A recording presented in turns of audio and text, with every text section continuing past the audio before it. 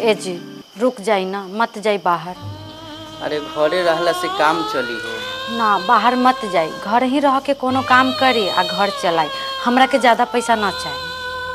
वही जा हम हमेशा ला थोड़बे जातनी, फिर आइब ना हम। ना जी, बाहर मत जाई, हमर दिल नहीं के मानत। हमरा जाए के बेरी तू ऐसा चेहरा बना के जे देखबू तो बाहरा में मन लागी, हमार कमा पाई हम। ए तनिका मुस्कुरा दहो, ऐसे भी तहार उदास चेहरा हमरा ठीक न लागेला। अच्छा ठीक बा, जाए, अपन ख्याल रखम। ठीक बा, अपनो ख्याल रखियो तू।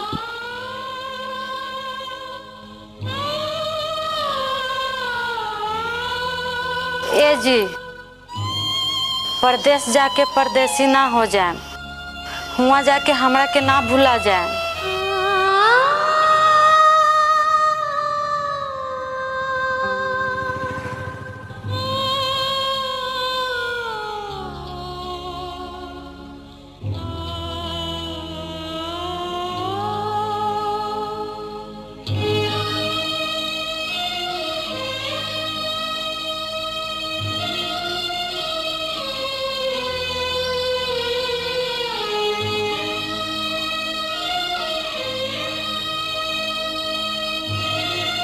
ए जी रोक ली न बउआ के, न जाए दी बाहर।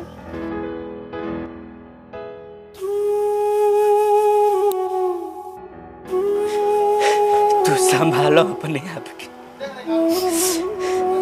जाए देवे के तो हमरो मन नहीं के कर, लेकिन का कर, अपना घर के मजबूरी ऐसा हो गइल बा कि जबले बबुआ बाहर न जाई, जबले अपना घर के चूल्हा सही से न जली।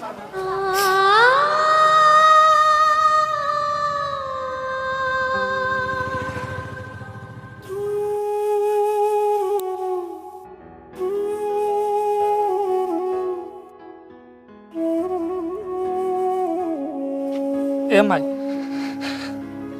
हमरा जाए के बेरी ऐसे रोबे तब बाहरा में मन लागी, फिर तो हम छठ में अबे करम। तू अपन और बाबूजी के ख्याल रखिए। ए बेटा रोई न त का करी, इतना गो से पोस के तोड़ा के इतना गो कैली, कबो अपना नजर से दूर ना कैली। आज तू हमनी से इतना दूर जाता रहा।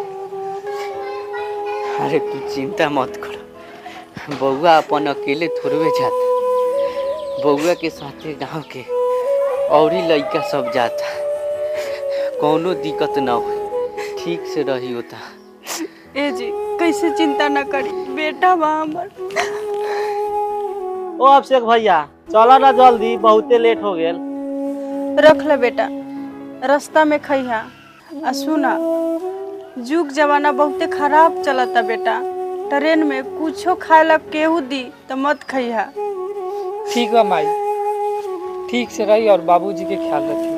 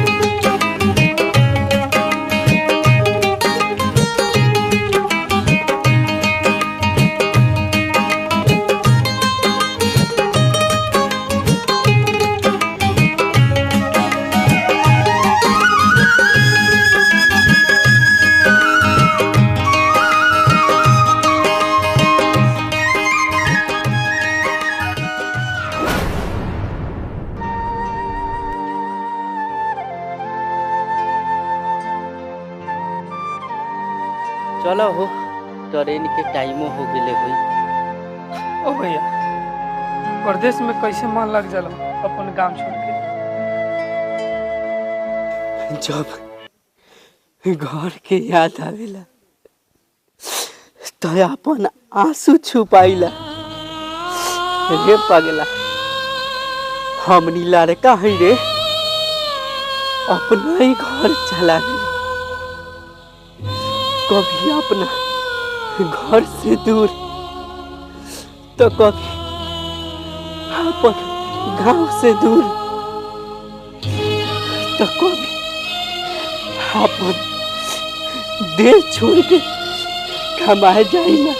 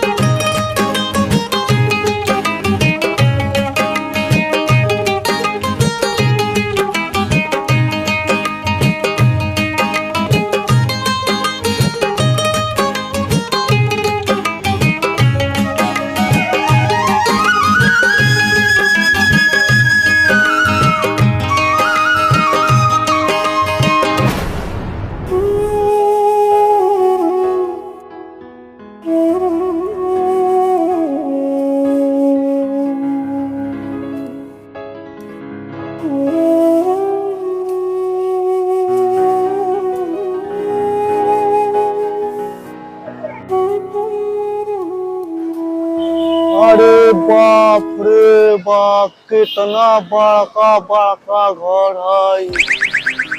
1 2 3 4 5 6 7 38 अरे यहाँ पे क्या कर रहे हो? भैया हई मकानवा गनत है, कई तला की हवई। सोचा तनी कमाए तो आइले बानी, इंतजाम तो खरीद के ले ले जाए। तुम खरीदने की बात कर रहे हो? यहाँ मकान गिनने का भी पैसा लगता है। गिनने का पैसा? हाँ, कितने तले गिने हो? 5 ताला। लाओ 50 रुपया। 1 ताला का 10 रुपया लगता है। कौन झंझट में फंस गए।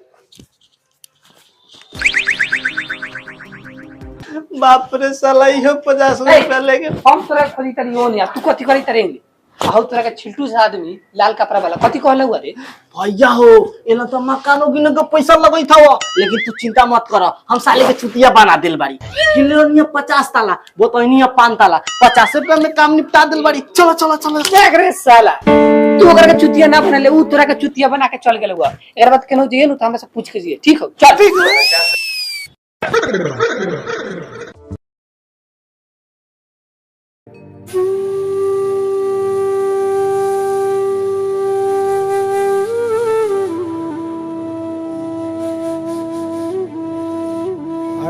ಕಂಪನಿ ಗೋಡವ್ರ ಹತ್ರ ಲಾರಿ ಬಂದವನ ಹುಡುಗರು 7 ಹುಡುಗರು ಹೋದ್ಮೇಲೆ गाड़ी अनलोड ಮಾಡ್ಬಿಟ್ಟು हमको फोन ಮಾಡಿ ಕೇಳ।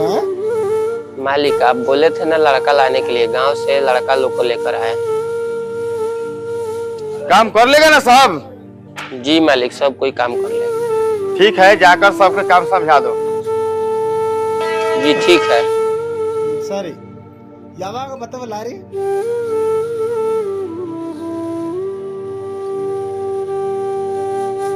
का हो भैया, हमनी यही जगह सुतबई। अरे तू का बुझला कि ससुरारी के देहल पलंग पर सुतब का परदेश में? आओ लोगन, ये नु बा हमनी के महल। चल इहवा ऐसने व्यवस्था होखेला।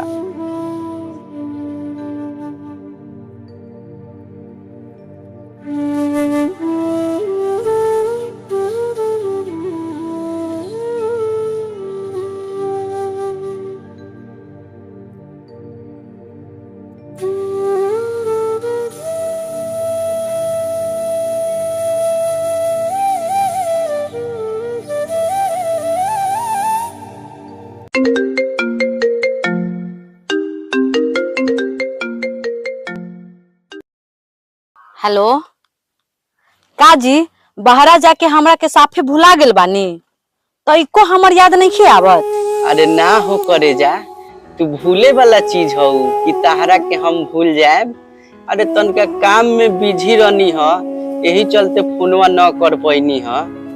अच्छा काम रहलक ह, चली बहुते बहाना बनाइले रहुआ।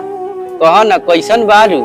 चली झुट्टो के समाचार पूछो तनी हमरा से, हमर दिल के कुहका के।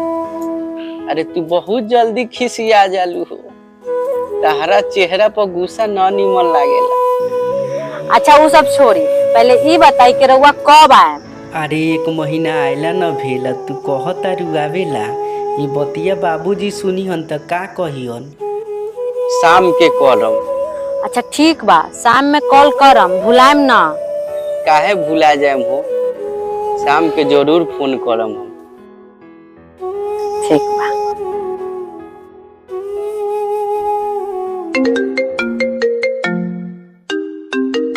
ಯಾವಾಗ ಬತ್ತವ ಲಾರಿ? अरे काम करना है कि बात करना है तुम? साहब माँ का फोन है, बात कर लेने दीजिए। ಯಾಕೆ ಸರ್ ನಾ ತಲೆ ತಿಂತಾ ಇದ್ದೀನಿ ನಮ್ಗೆ? ಬಾರಿ ಯಾವಾಗ ಫೋನ್ ಮಾಡಬೇಡಿ ನೀನು। क्या रे, जब तुमको इतना ही माँ से प्यार था क्यों आया प्रदेश कमाने? अपना माँ के पल्लू में छुप कर आता अपना गाँव। चल काम कर। दूर देख ಬೇಡ ನಿನ್ಗೆ।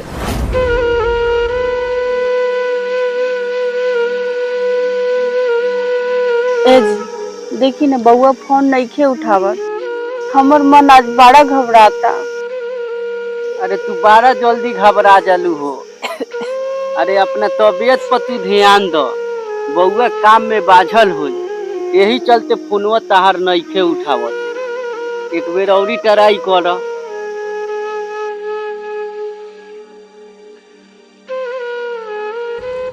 ए जी बउआ कहाँ फोन उठावता, लागता हमरा कुछ हो जाए तब आई का।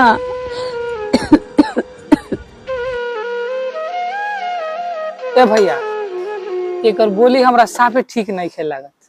एक दिन ही हमरा से लाते जूते कचराई। अब बता दम बिहारी के पावर का होला। अरे हमरो तो वही दिन के इंतजार बा कि कहियो भेटा भी अकेले में।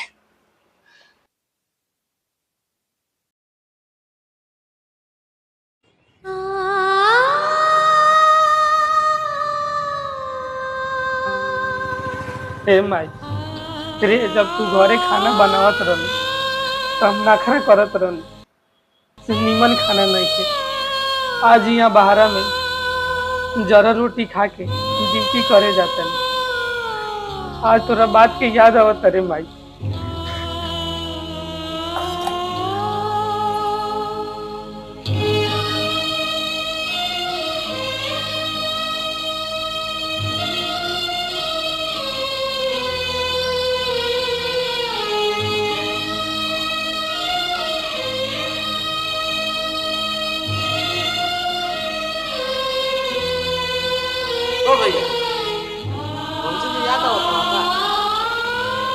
ना रे बुढ़वा, काहे दुनिया खाना खाए के मन नहीं थे। रख खा ली है।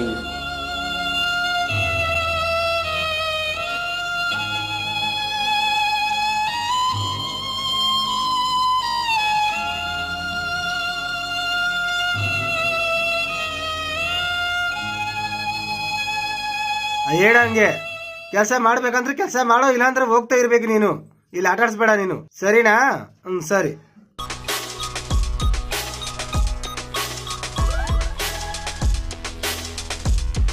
भैया टिंकू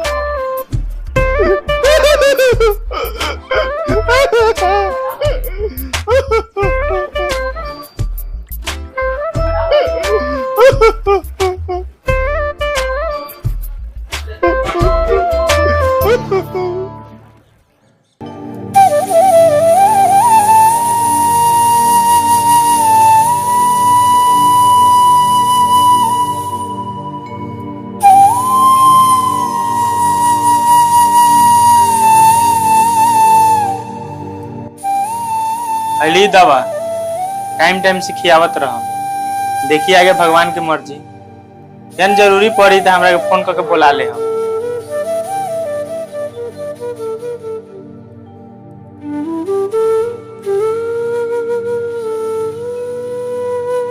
ए जी हमरा बेटा के बुला दी, मरे से पहले एक बार देखे के चाहतनी अपना लाल के। काहे ऐसे बोलत है लोग? रुको फूल लगा।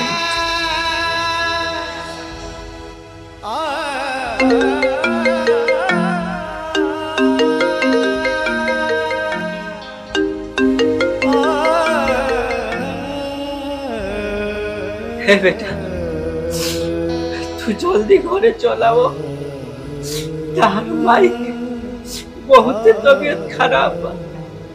ठीक बा पापा, तू माई के ख्याल रखियो, हम साहब से छुट्टी मांग के आवत हनी। ठीक बा बेटा।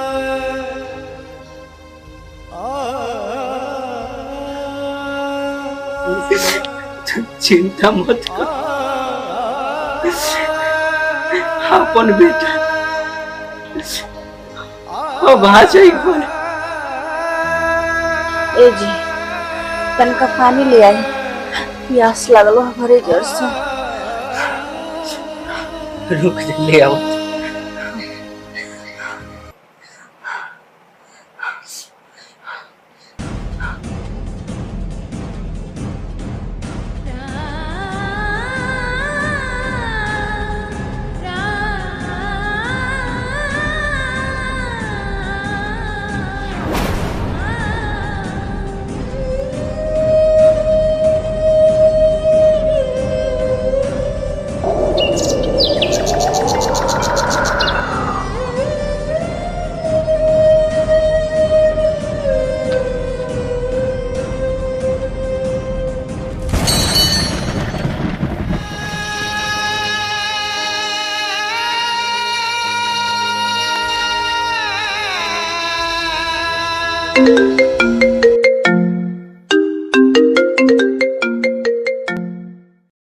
हे बेटा तू जल्दी चल अब हो, तहर माई हमनी के छोड़ के ये दुनिया से चल गई।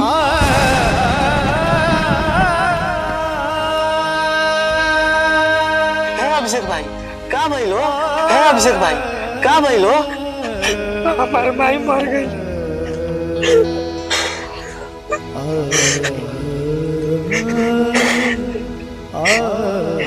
अरे तो बड़ा दुख के बात बा, तू तो इतना ना दूर आ गेल बारा कि 4 दिन लगी घरे जाए में। तू तो अंतिम समय अपना माइयों के मुंह ना देखे पैबा।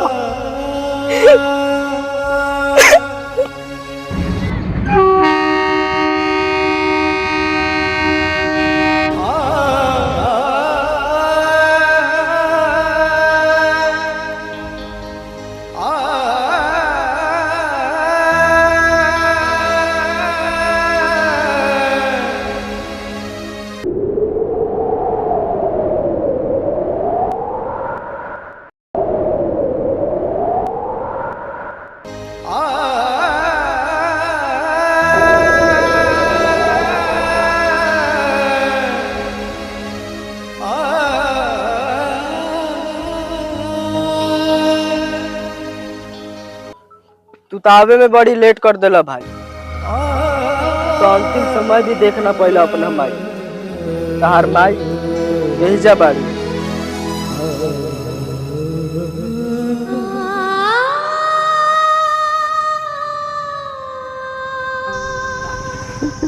रे माई, रे माई बोल ना रे माई, काहे ना बोला था रे माई?